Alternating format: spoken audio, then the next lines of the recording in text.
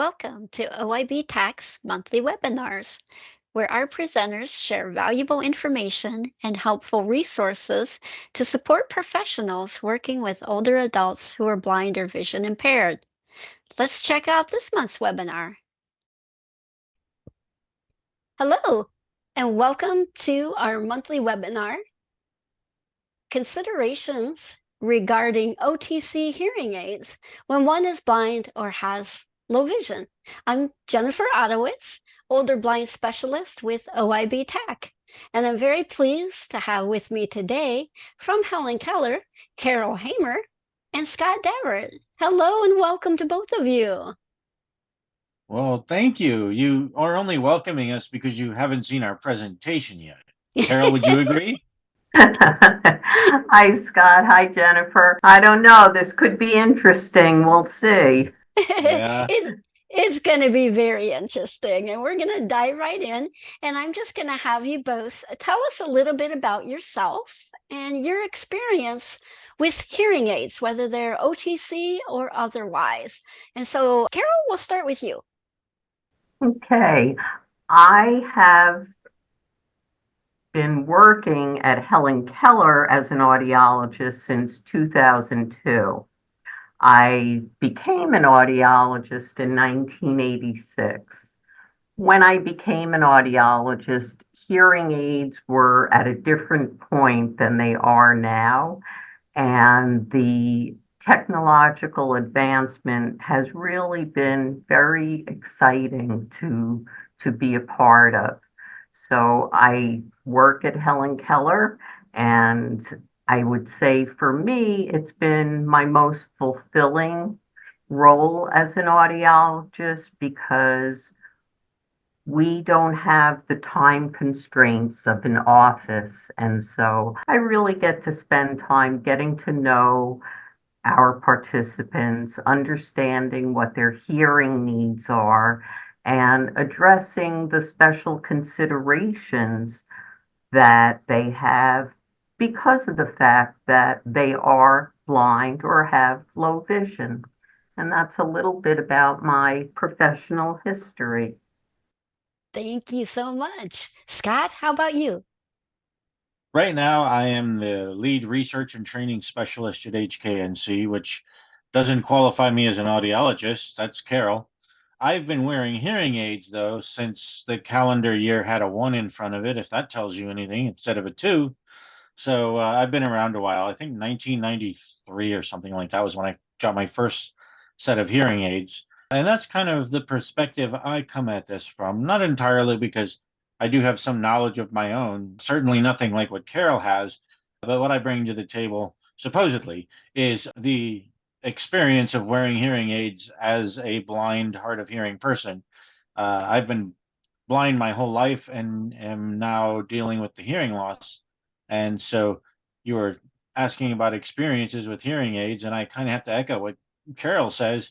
It's become a lot more of a technology thing than it was even from when I started back in the 90s. We didn't have hearing aids that connected to cell phones like iPhones because neither technology existed at that time. So now that I've made myself officially sound old, that's kind of an introduction. Well, thank you. I'm so happy that both of you are here and we've got a broad perspective to take advantage of.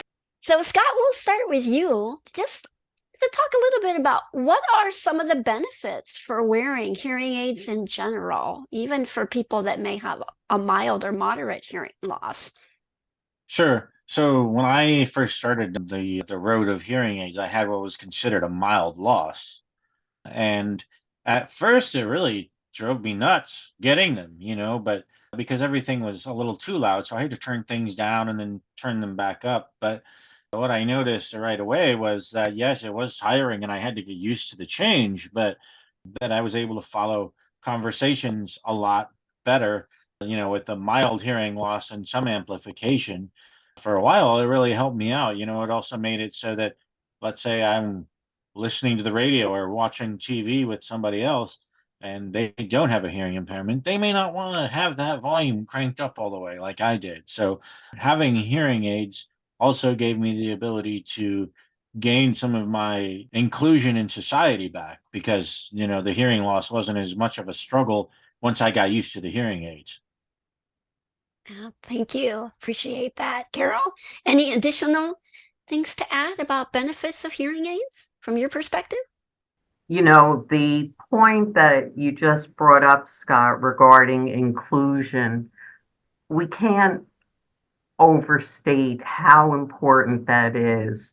We like to think of ourselves, or at least some of us like to think of ourselves as independent, but really, as human beings, we are all dependent upon one another for something or other. And when you are dependent on someone, you kind of feel included with them. But the inclusion goes beyond that. It's being comfortable in your everyday situations.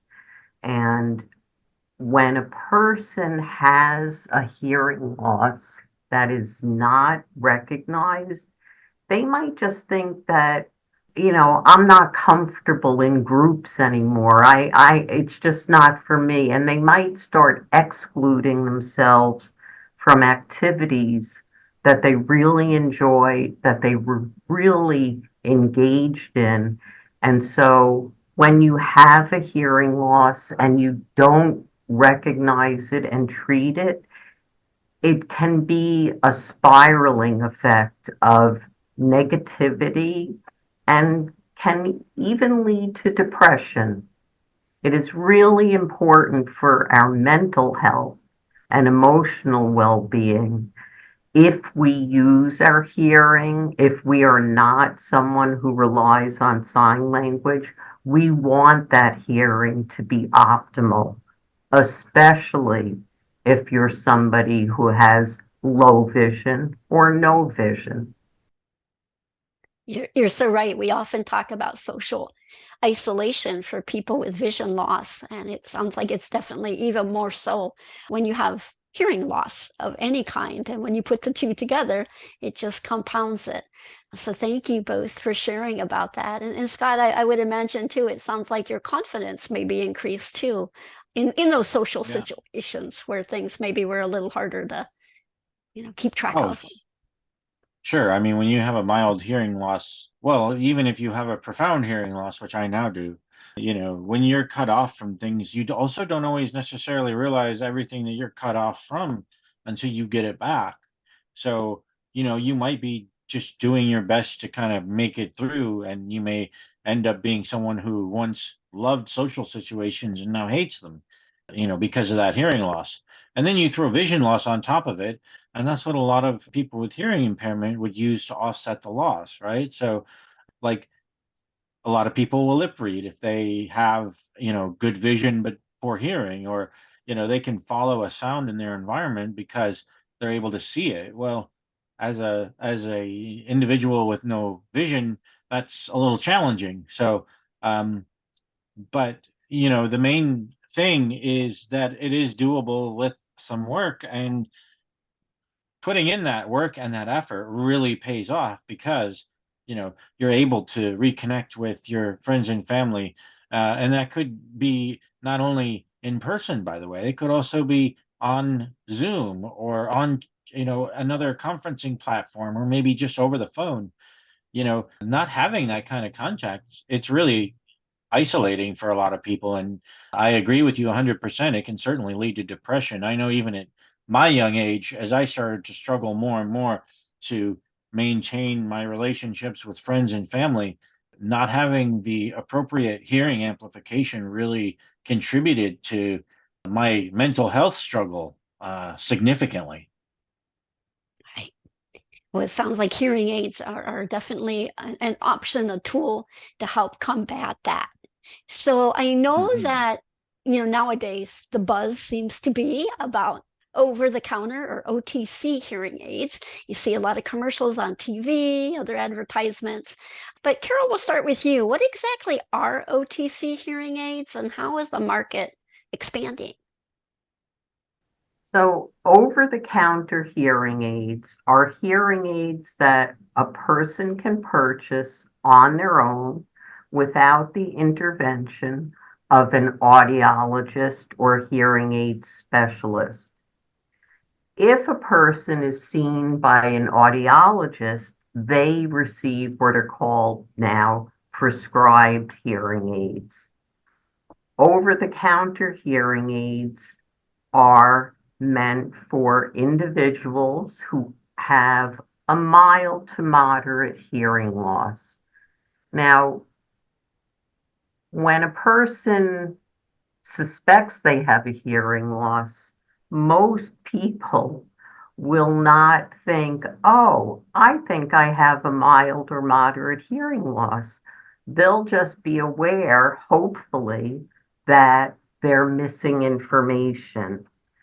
And everybody has a different perspective as to what sounds normal. And I use the word normal just loosely because we're all used to things sounding a certain way. My voice sounds a certain way to people.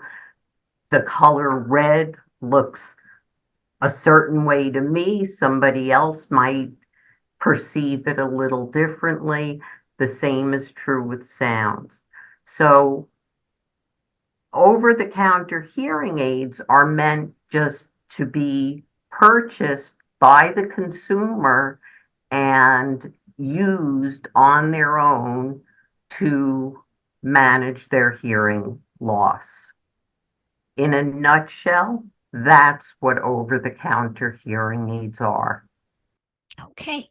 And that would, and do you know off the top of your head or from your experience, are they covered by insurance or Medicare typically at this point?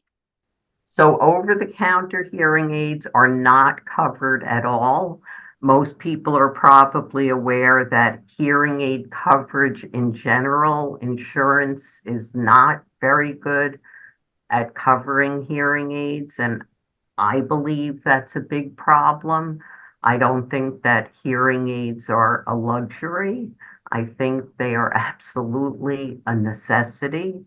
And so without getting on a soapbox, I'll just say I wish that there was more coverage for insurance for hearing aids. Yeah, me too. That was one of the experiences I didn't go through with over the counter, but even prescription hearing aids. A few years ago, I was living in a state that didn't really offer coverage.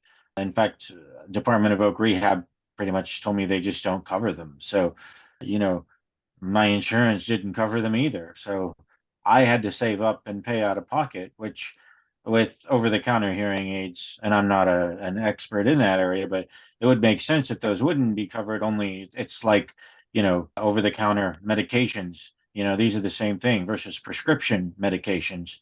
Over the counter insurance isn't going to cover prescription. They may or may not. That's usually the way I break it down. Carol, would you say that's accurate?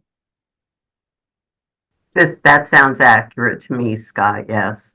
That's a great way of thinking of it. And my assumption would be then that the cost, comparatively speaking, to prescription hearing aids would hopefully be less. Is that usually the case than a prescribed hearing aid? This is Carol speaking. Yes, the over-the-counter can be several $1,000s less than prescribed hearing aids. I'd like to talk about hearing aids in general for a minute and just say that each hearing aid company has their line of products.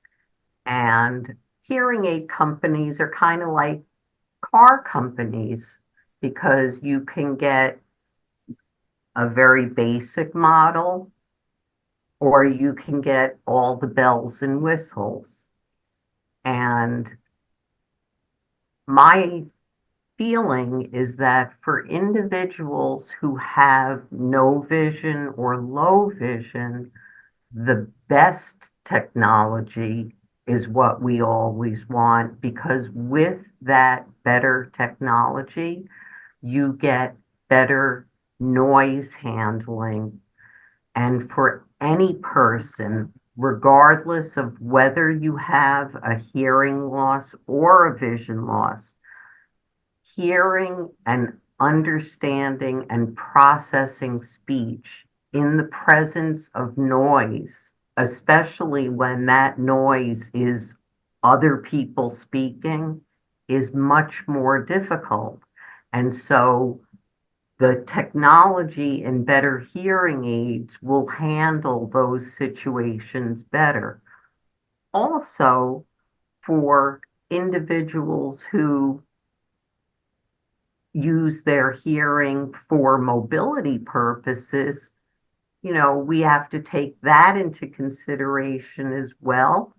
And that person would want the best sound picture of their environment, and better hearing aid technology can provide a better soundscape view of what's going on around the individual.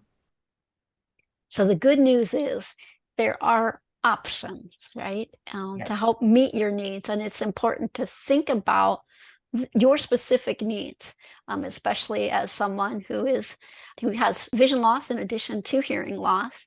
And the thing about having lots of options is sometimes they can be very confusing too, right? To know which one to pick and things like that. And I would assume that even with OTC hearing aids, that there are some different options available in terms of what they can do, or if they have buttons or pair to a phone, all kinds of things like that. Is that the case?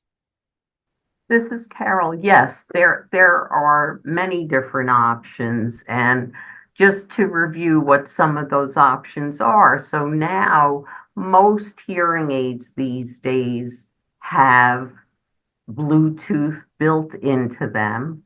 And what that means is just the way people have been using earbuds and AirPods for years to stream their phone calls, you can do the same thing now with your hearing aids. And when you're listening in that manner, when the sound does not have to travel through the air, it can be a more consistent signal, assuming you have a good connection. And it can also be easier to listen to because it is right there. As sound travels through the air, it loses its strength and its potency, and so the signal diminishes by the time it reaches your eardrum. Good to know, though, that you wouldn't have to keep taking them in and putting putting your earbuds or earpods in, and switching out the options that technology exists. That's really cool. So yeah, I would think that if you are considering OTC options, just being aware of some of the different things you're looking for, again, with the different types of aids, as like you said, from the basic model to the Cadillac, exploring.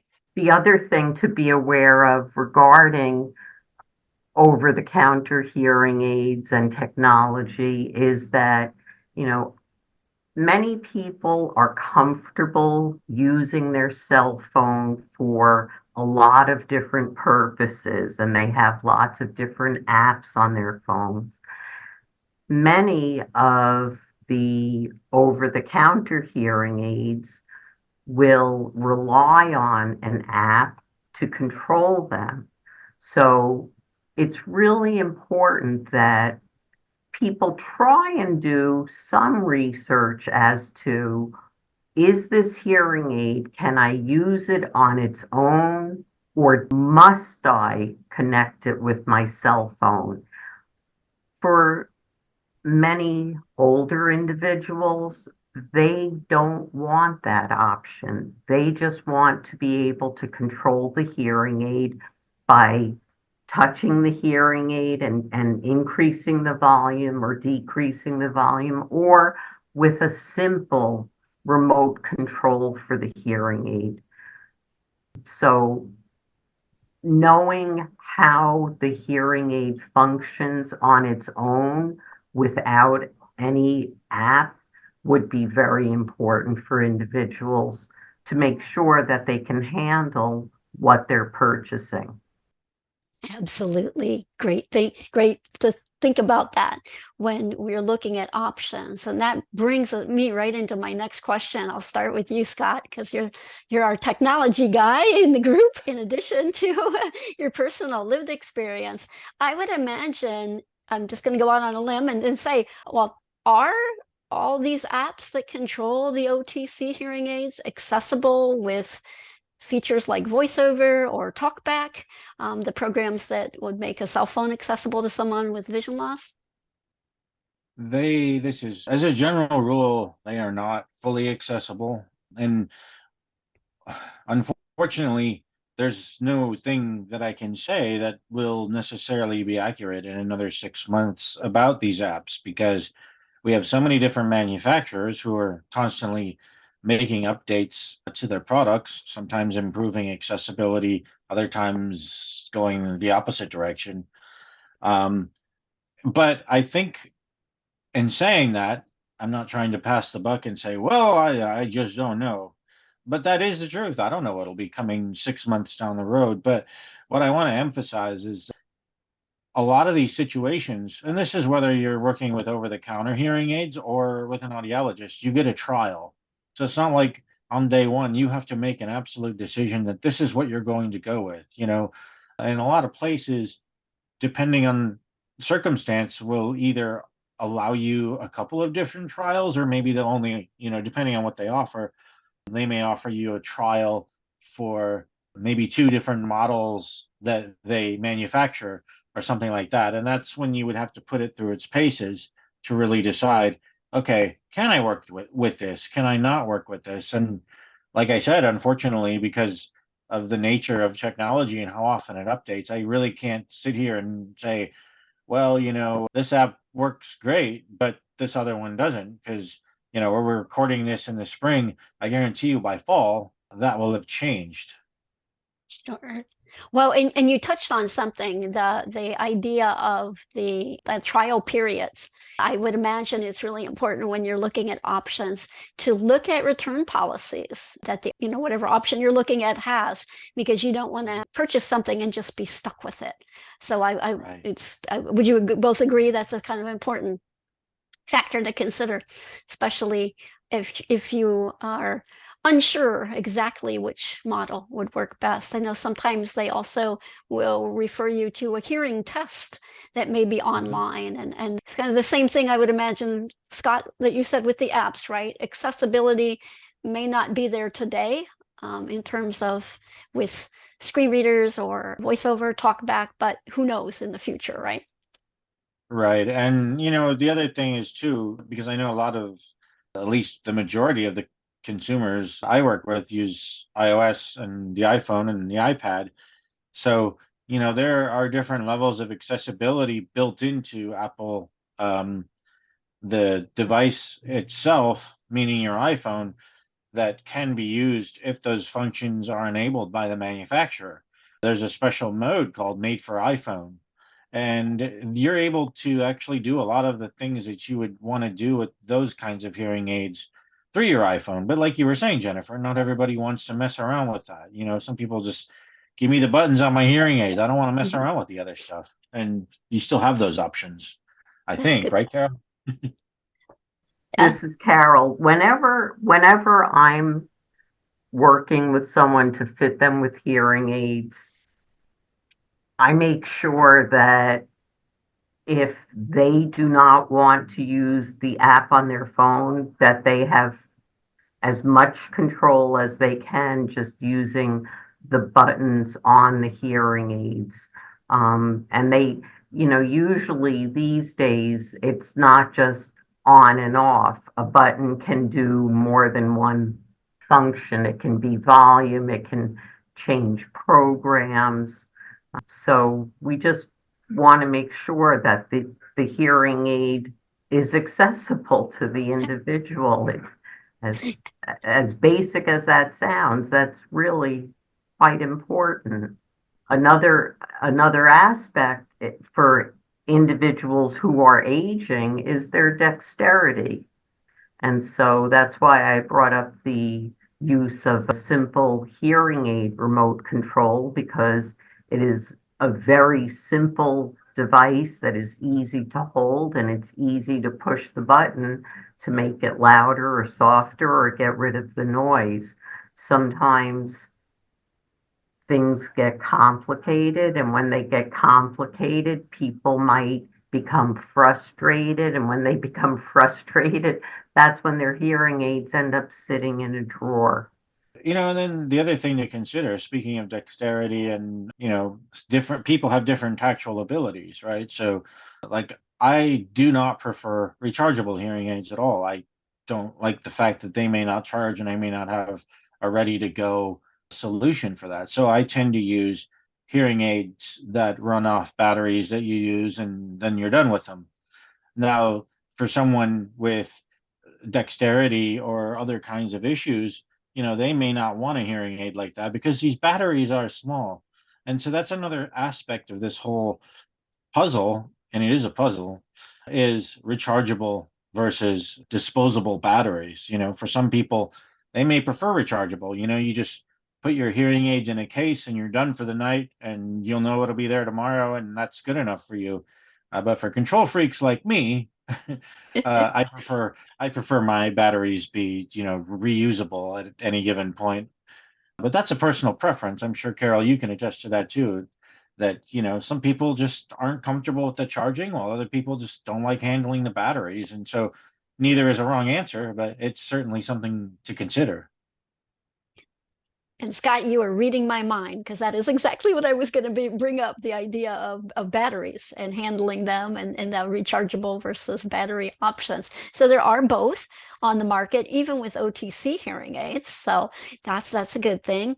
Any other important factors related to limitations or appropriateness of OTC hearing aids that would be important for anyone who is blind or has low vision that might be thinking about or pursuing these OTC options? Well, in general, I think I would be remiss if I didn't state that there are certain people, regardless of their vision status, who should not use OTC hearing aids. And so I just want to run down that list. The OTC hearing aids are meant for individuals over 18 years old.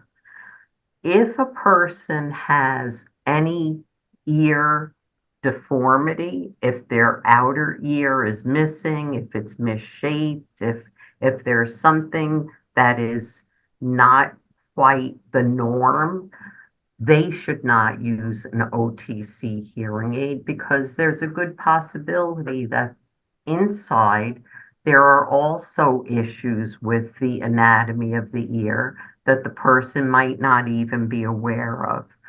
If a person has an ear that is draining or is painful or frequently has fluid coming out of it, that person should not use over-the-counter hearing aids. Anybody who thinks their ears might be plugged up with wax should go to their physician and have their ears cleaned, because believe it or not, a lot of wax can cause a hearing loss. And people who have an asymmetric hearing loss, where one ear is very different than the other, or if somebody experiences dizziness or vertigo, or if they have tinnitus, which is ringing in the ears, and that ringing changes, those individuals should really be checked by an audiologist before they move forward, because using a hearing aid can be a detriment in those situations. And there are other options, other types of hearing aids that would be more appropriate for individuals that experience those issues. And one other factor that I think is very important that I'm not sure people realize is that our ears don't just help us with hearing, they're also really important as part of our ability to maintain our balance. And for individuals who have no vision or low vision, balance can be impacted, as we know. So these are really important considerations just to be aware of about the limitations of who should not use over-the-counter hearing aids. Thank you so much for sharing, because those are definitely important. And I believe you touched on this earlier as well, the idea that OTC hearing aids really are designed for people with that mild to moderate loss, right? If you have a severe or profound loss, you would not even want to start with these, right? Just go straight to looking at the prescription hearing aid options. Is that safe to say? That is absolutely safe to say, but I don't think people will, in mild hearing loss for somebody who has always had hearing that is within normal limits, a mild hearing loss, they might just be missing little bits of conversation. A moderate hearing loss, they'll miss a little bit more.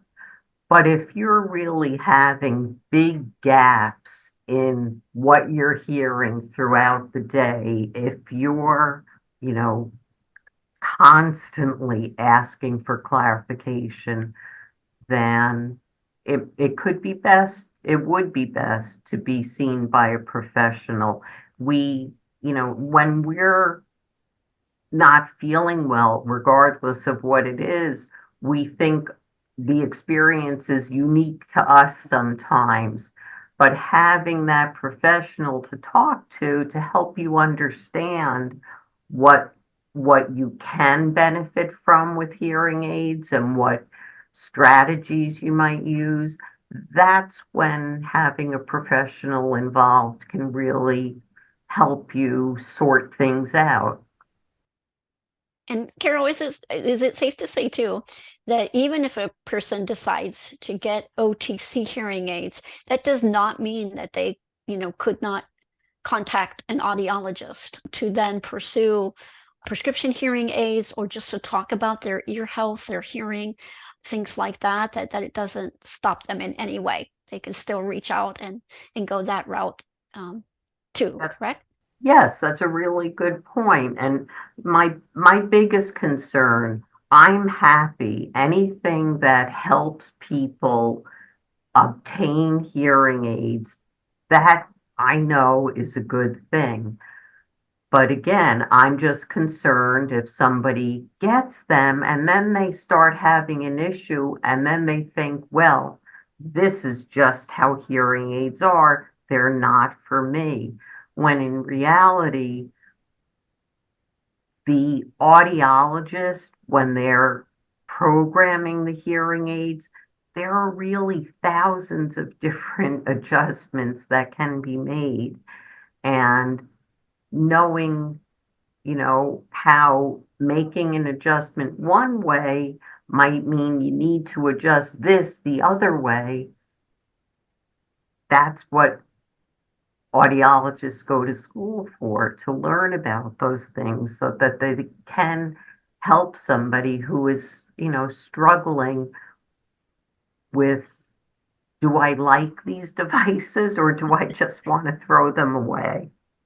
Well, and I think, again, to sort of come back to the analogy earlier, if you have, say, I don't know, a minor ache or pain, you might go to the store and get ibuprofen or any other anti-inflammatory that's over the counter, right? But if you have more serious pain, I don't know, let's say you broke your arm, you probably want to go get medical assistance for that. And you're probably going to need a larger amount of treatment than just, some sort of thing to help treat pain. You actually have to get more training. And that's not to say, or treatment, I'm sorry. And that's not to say that hearing aids are a pain like that.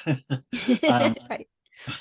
but it's an analogy. It's like the more serious the situation, the more serious attention needs to be paid to it. And the more likely you should consult professionals that have gone to school and learned these things. Hey, thank you. Well, I want to kind of move then into kind of talking about the lived experience. And so, Scott, I'm going to start with you on this one.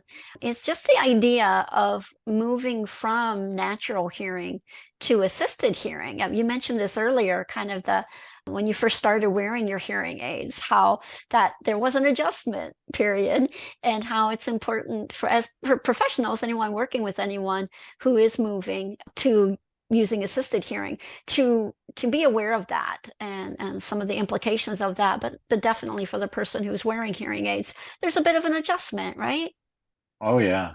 And when you factor in the visual impairment, regardless of what it is, that's also a factor, because obviously when your vision goes down, your hearing becomes more refined if you have it, because then you can utilize it, for things like crossing intersections, for example, all these kinds of different things that you would fall back to your hearing on with no vision. So, you know, it's a bit more of an adjustment, I think, for someone who has low or no vision, not only because of the sound difference and the fact that you're so dependent on that sound, but also depending on the situation, you may lose some of your directional hearing.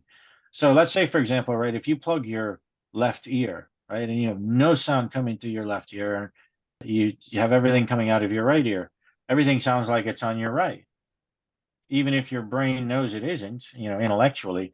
And that's sometimes a factor when you start wearing hearing aids, especially in the beginning, because, they may not be balanced with your hearing correctly, or depending on your hearing loss, you may just not have that directional hearing that you can use. So that's when you start looking at, compensatory ways to offset that. But, it's not undoable, it's not unmanageable, but it does take a bit of effort. And it's not like anything in life. They say, oh, you can just do this and go.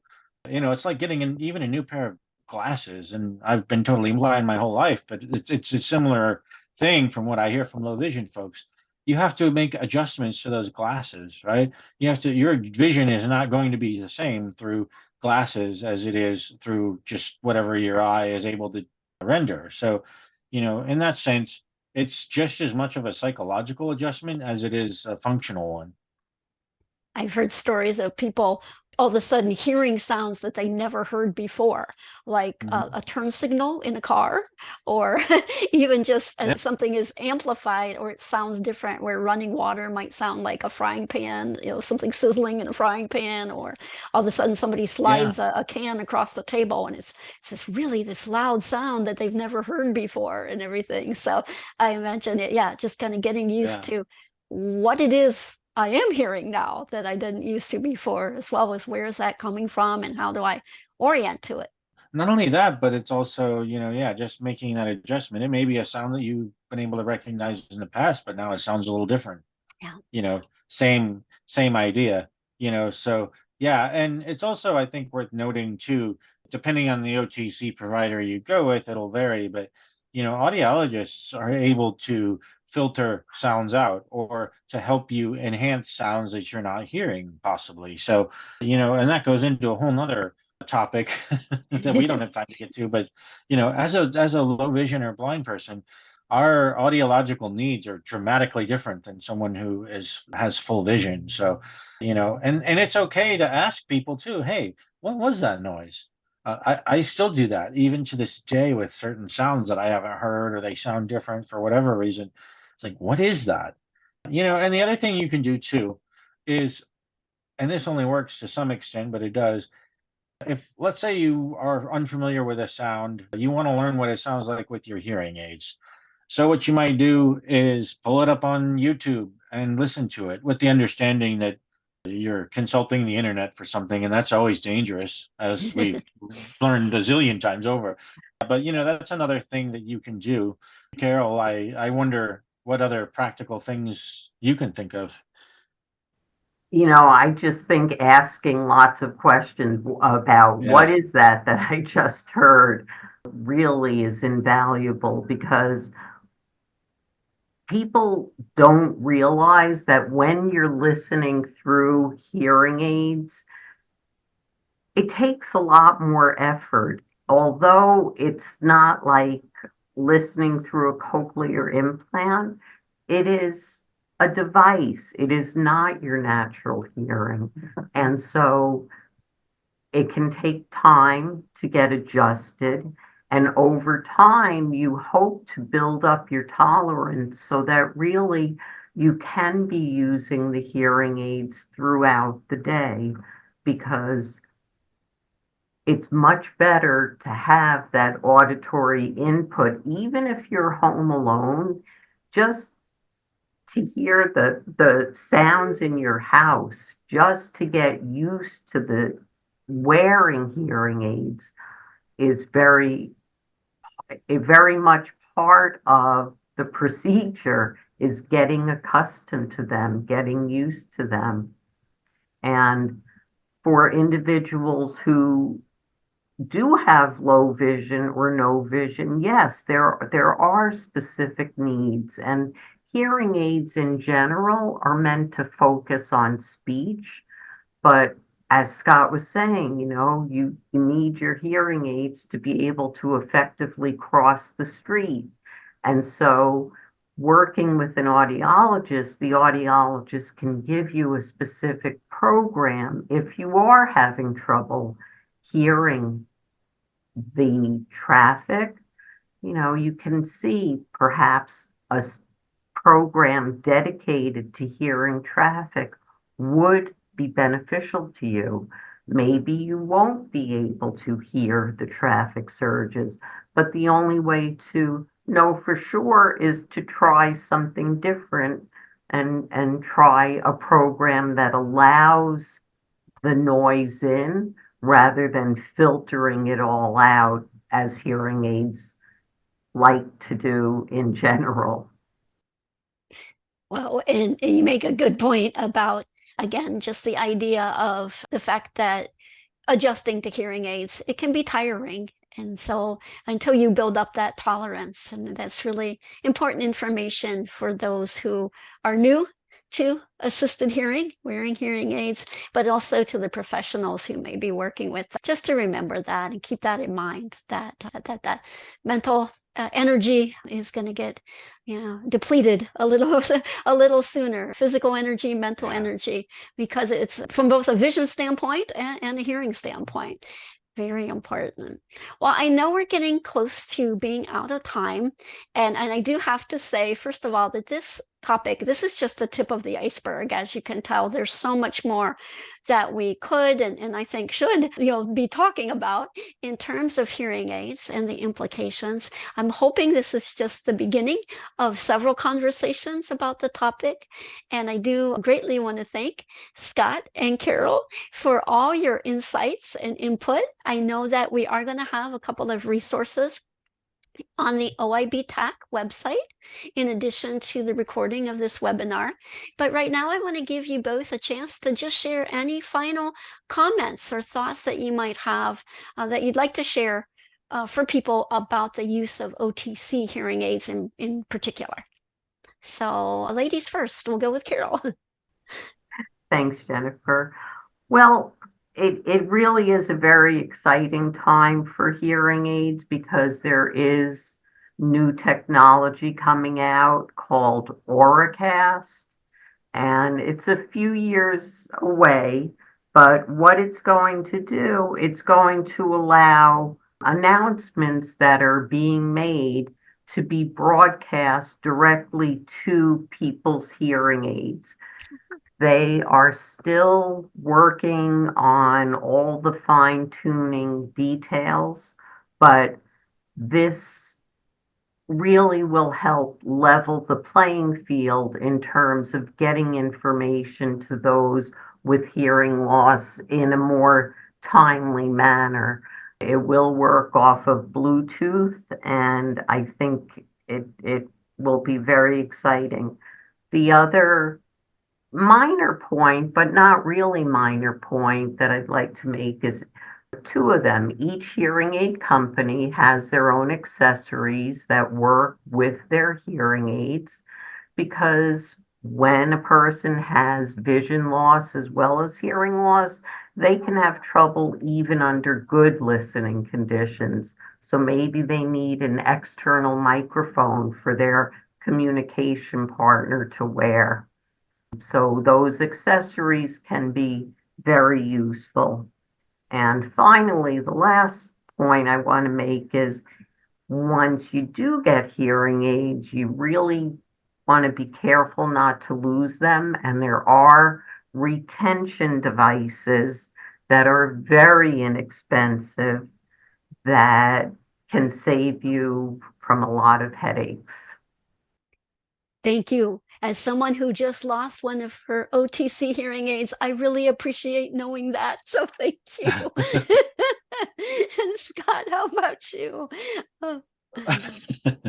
Well, I'm still trying to find my sanity. So if you happen to locate it, please let me know. To be serious, I mean, there's a lot of things that I could say. I think one of the most important things to remember going forward is that your first experience might not be a perfect one. I mean, it's like anything else you try, right? Like you try a certain demographic of food from a specific part of the world, and you try one dish from it, and you might be like, ugh, I don't like this, you know. But if you're not still open to that specific kind of food, you might be missing out on something else you really enjoy. And I think, not from an edible perspective, I don't think hearing aids taste very good, but I haven't ingested one. But I think that from that, you know, you can say, look, that's also true of hearing aids. You know, your first experience may not be the greatest. Mine wasn't. I think I had two pairs before I finally decided on one with my first time using them. So, you know, but don't give up. That's what you don't want to do is just be like, forget it, I'm done. You know, no, don't allow that. You know, everyone is important in our society, and communication is a right. It isn't a privilege. So use your right, communicate. And you know, there are a lot of people here to help you figure it out. Oh, thank you so much. I love, first of all, knowing that there are accessories to help, but then also just that honest uh, reassurance that even if you don't have a perfect experience the first time, try again. Keep open-minded, be open-minded, and keep investigating and exploring, and that there are options out there, a variety of options, whether they're OTC or prescription. There are hearing professionals like audiologists who can be of tremendous help.